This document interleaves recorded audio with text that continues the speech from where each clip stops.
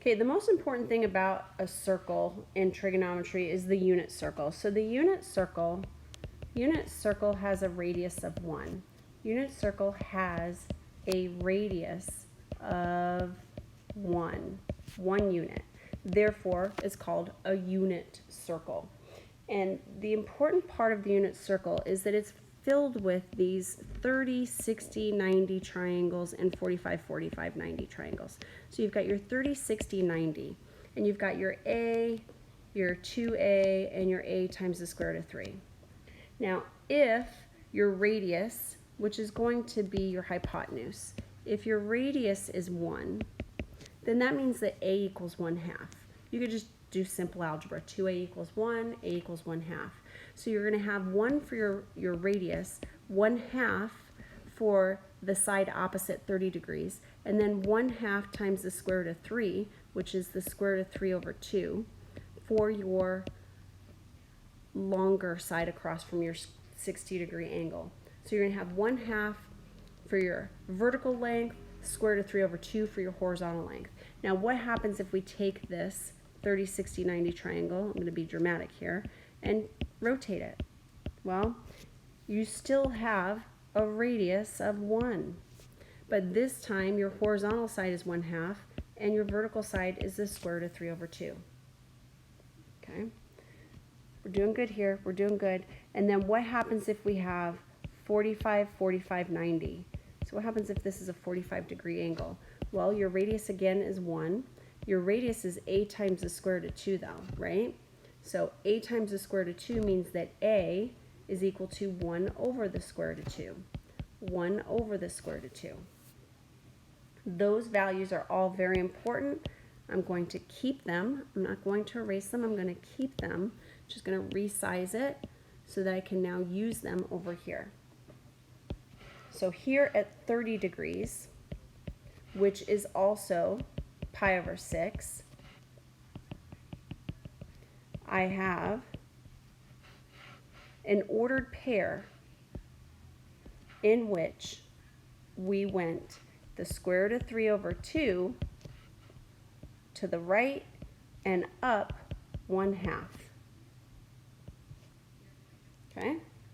Actually, let me, there, and up 1/2. There you go. Okay, and then this triangle right here, that's a 45, 45, 90 triangle. That's 45 degrees, which is pi over 4. And that ordered pair is 1 over the square root of 2. This length is 1 over the square root of 2, and this length is 1 over the square root of 2. So your x value is 1 over the square root of 2, your y value is 1 over the square root of 2. And that's your ordered pair for your 45 degree. And then we have the 60 degree angle, which is just this one right here, right? So you're going to go right 1/2. 60 degrees is pi over 3. You're going to go right 1/2, right 1/2, and up the square root of 3 over 2. Now on your axes, your radius is a length of 1. So on your axis, you're right 1, and then you don't go up or down. That's 0 degrees, which is also 0 radians. Then we have 90 degrees, which is also pi over 2 radians, and the ordered pair is 0, 1. Over here, we have 180 degrees, which is pi, and the ordered pair is -1, 0. Here we have 3 pi over 2, which is 270 degrees, and that ordered pair is 0, -1. So that's on our axes. Now, what happens when we go into the other quadrants? You can see that this triangle right here is a reflection of this triangle. So at all the pi over 3 angles, 2 pi over 3, I'm going to stop using degrees right here. 2 pi over 3, the ordered pair, this time you're going to go left 1/2 and up the square root of 3 over 2.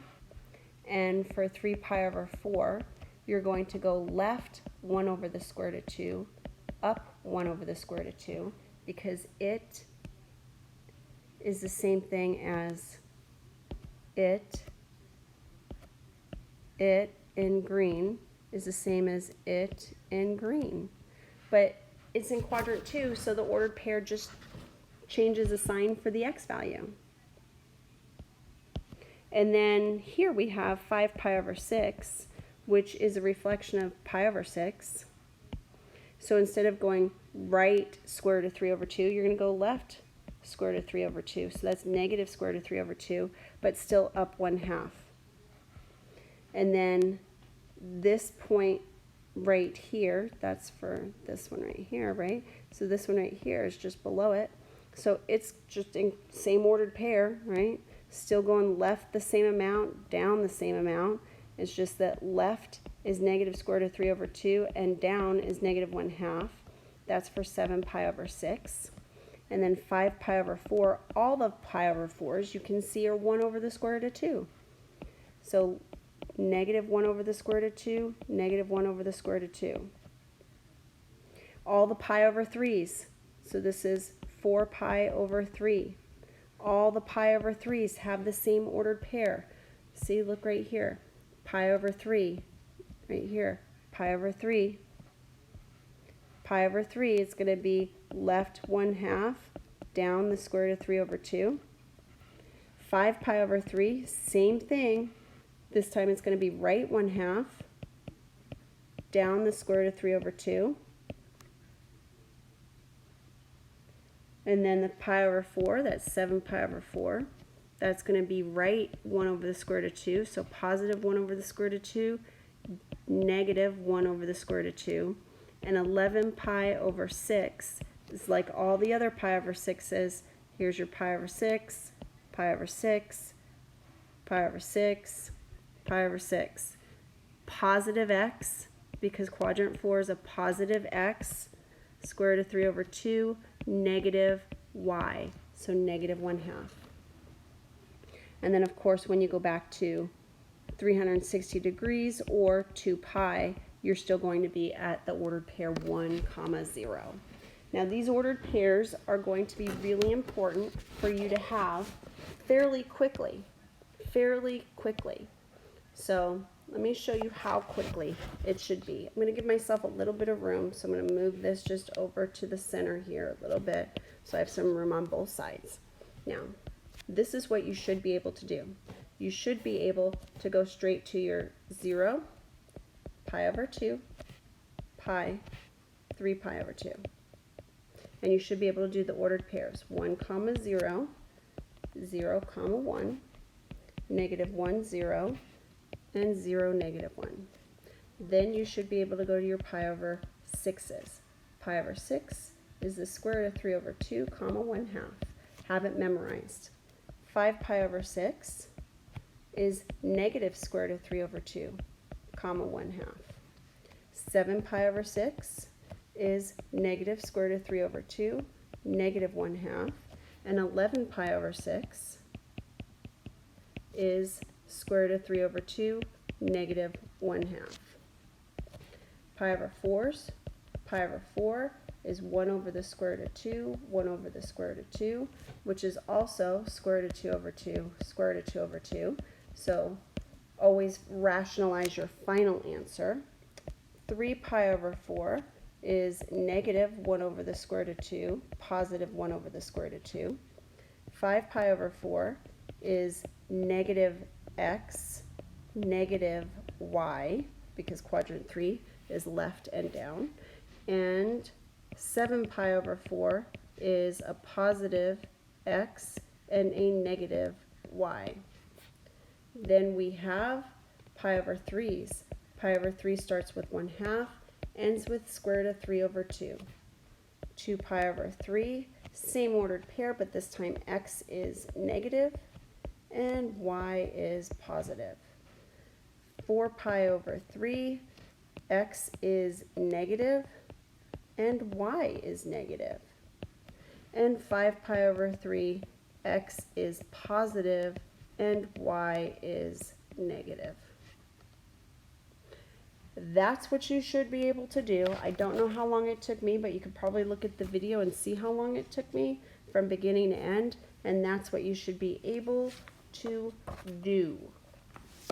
When you do this, you're going to find that when you're talking about a radius of 1, r is equal to 1, and you have all of these ordered pairs, the sine of theta, when r is equal to 1, the sine of theta is no longer y over r because r is 1. The sine of theta is y. The cosine of theta is no longer x over r because r is equal to 1. So it is just x. Tangent will always be y over x. The cosecant of theta will be 1 over y. The secant of theta is 1 over x. And the cotangent of theta is x over y always. This happens when r equals 1. When r is not equal to 1, the sine of theta is equal to y over r.